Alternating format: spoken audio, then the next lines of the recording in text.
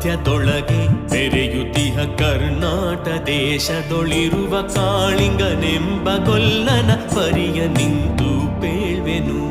ಧರಣಿ ಮಂಡಲ ಮಧ್ಯದೊಳಗೆ ಬೆರೆಯುತಿಹ ಕರ್ನಾಟ ದೇಶದೊಳಿರುವ ಕಾಳಿಂಗನೆಂಬ ಗೊಲ್ಲನ ಪರಿಯ ನಿಂತು ಪೇಳ್ವೆನು.